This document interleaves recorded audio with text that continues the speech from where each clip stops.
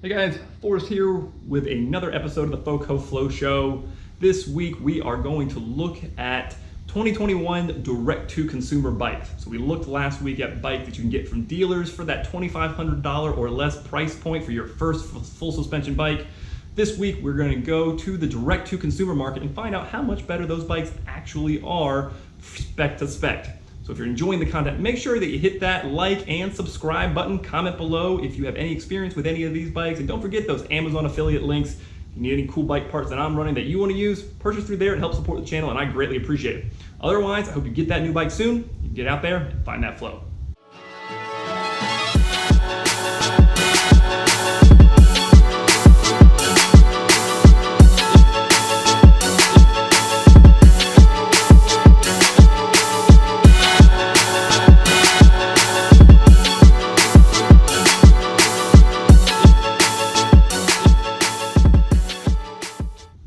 What's going on, guys?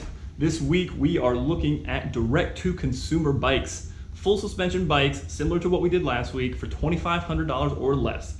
The idea behind direct-to-consumer bikes has been around for a really long time, but it's really gained some popularity with some of the bigger bike brands out there like YT and Canyon, some of the bikes that we're going to look at this week. And the reason being is you can get a similarly priced bike as what you can get from a dealer, a local bike shop, but the idea is that it's going to be significantly better spec'd than the bike shop counterparts.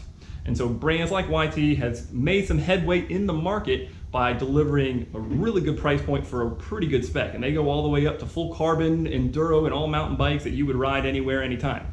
So again, if you're looking for that first step into full suspension bike, direct-to-consumer might be the way to go if you find the right spec and build for your price point below $2,500. But the thing to look out for is you do not get the same local bike support as you might get buying a bike from a local bike shop. Most of my bikes have been purchased from local bike shops. I'm handy-ish, so I need help from the local bike shop. Things that are under warranty, the local bike shop can advocate for you. Now, I've heard good things about some of these brands with warranty work, but the thing is, you still have to ship the bike back to them, and sometimes they'll cover the cost, sometimes they won't. Sometimes they'll help with the labor, sometimes they won't. Where establishing a relationship with a local bike shop still is my preference, because they're the ones that advocate for trails. They're the ones that do things, for you that are above and beyond just selling you a cool bike. Maybe they can help you out with service. Sometimes if you buy a bike from a local bike shop, they will give you discounts on service or free service for the first year that you own your bike, and tune-ups are less expensive. So for me, establishing the relationship with a local bike shop is really, really valuable. But if you're super handy, you can do all of your work yourself or most of your work yourself except for the major stuff. Maybe that direct-to-consumer option is the way to go to get a higher spec build than what you would get direct from a local bike shop. Or maybe you don't mind paying for some of the work that you may not pay for, and you don't really value that local bike shop relationship quite as much. I'm not saying I buy everything from a local bike shop. I buy a bunch of bike parts off of Amazon, so definitely not preaching to the choir. But we're gonna look at a few bikes here. I scoured the internet, found the 2021s that are coming soon. They're not out yet. A lot of stuff is still out of stock today, but I expect it'll be available soon with those new 2021 models coming out. They're gonna have updated specs, updated geometry. Most of it's gonna be super modern and high end. So we hope that you enjoy this. Let's dive right into it. Kicking things off, you can't have a conversation around direct-to-consumer bike brands without talking about YT and their GFC 29 base. Good-looking bike for $22.99 if you can find one. They're not in stock right now, so again, we're waiting for the new fleet of 2021 bikes to come into stock. 150 millimeters of travel up front with 140 millimeters of travel out back. The suspension components are above average, to be sure, where we're looking at a RockShox Yari front fork, which is actually what I have on my Timberjack that I put on the hardtail, as well as the RockShox Deluxe Select rear shock. So solid suspension build for a really good price. The SRAM guide T-brakes are going to be underpowered, especially as the travel specs here are pushing this almost into that all-mountain, not quite enduro category. Ubiquitous SX Eagle, which my opinion on that at this point is that it's mediocre, but it'll do the job with that wide range cassette, a 50 tooth. That YT Postman dropper post, I don't have much to tell you about whether or not it's durable, but it's a house brand, so probably not the best thing out there, but will do the job. The 66.5-degree head tube angle and 77-degree seat tube is right in line with new modern geometry specs, and it gives you the opportunity to flip the chip and adjust the angle so that you can get it a little bit more aggressive when you want it. Again, the biggest thing to consider with YT is you're going to get incredible bang for your buck. It's going to be difficult to find the exact bike that you need in stock right now.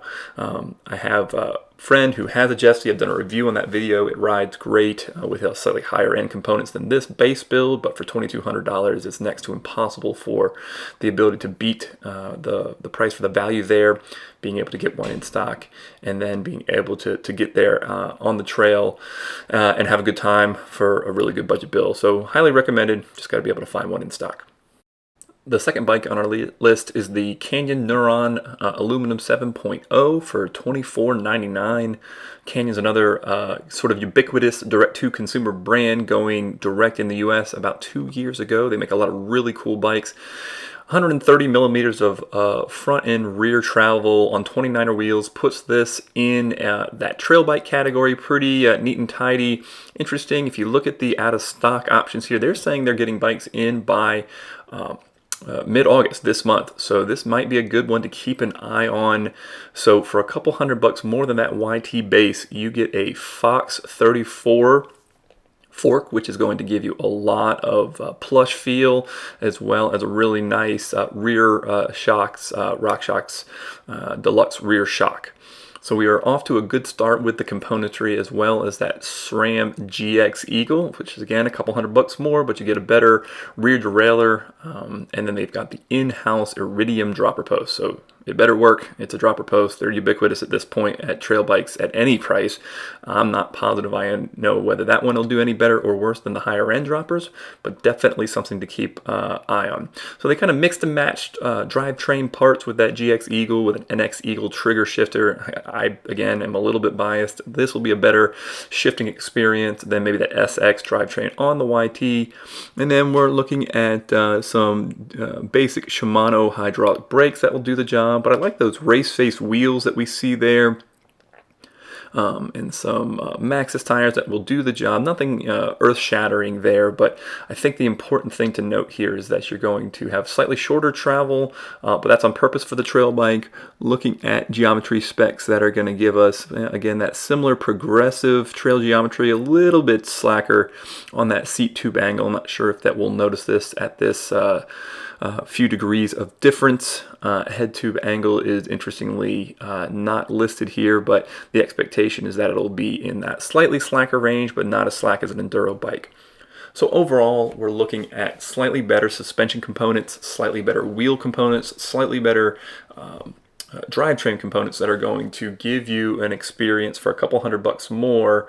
It's just going to feel a little bit less of that fully capable, almost enduro bike that the Jesty will, but still giving you an awesome opportunity to get into a fantastic aluminum bike from a brand that's really gained some popularity over the last couple of months, the last couple of years, with their full lineup of direct-to-consumer bikes from road all the way up to mountain bikes. You guys local to this area will know Jeremiah Bishop rides Canyon with all of his gravel and mountain bike adventures.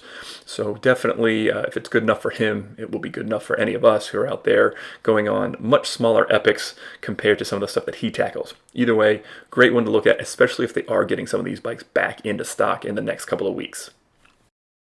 Next up is the Commensol Meta TR29. Commensol is another European direct-to-consumer brand bike that has been making bikes for years and years, but has reinvented themselves multiple times. This model, new for 2021, is a trail bike, borderline all mounted with 150 or 160 millimeters of travel up front and 140 millimeters of travel out back for $21.99. So you got that new sand paint color.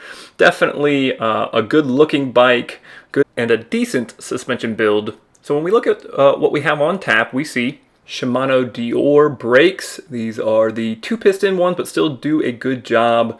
Dior shifters obviously there as well on the 11-speed 11 by 51 tooth rear cassette. So it was one of the new 11-speed cassettes that Shimano launched when they launched their 12-speed Grupos for SLX and below, or excuse me, above.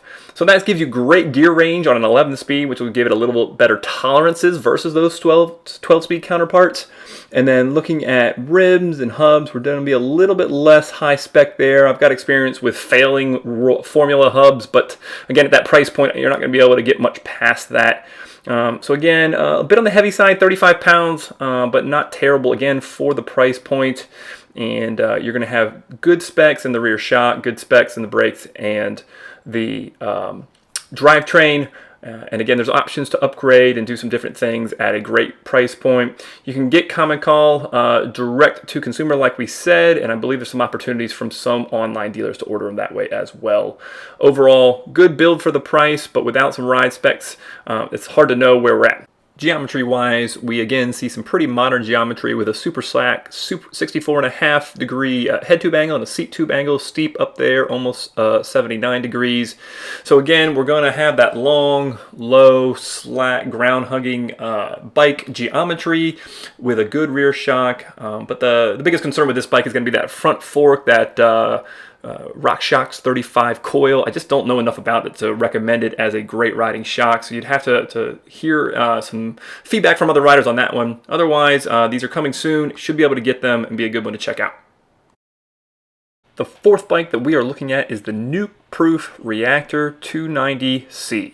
So Newproof is a Northern Ireland-based brand that is sold through Chain Reaction Cycles, and there are some select dealers throughout the world, but generally speaking, it's a direct-to-consumer brand, especially for those of us here in the U.S.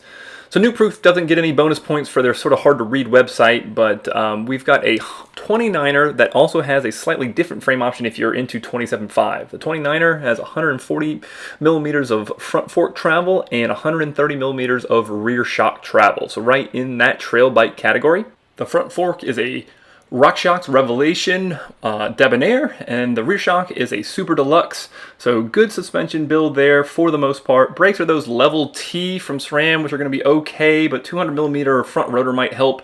And we got the SX Eagle drivetrain. So pretty good build. I like what you're getting in fork and shock there above anything else. The Sunringle rim set I actually have on my fat bike, not the same exact width of course, but I've had that fat bike for a while and it's been bomb proof, so maybe even Newt proof. So good stuff there.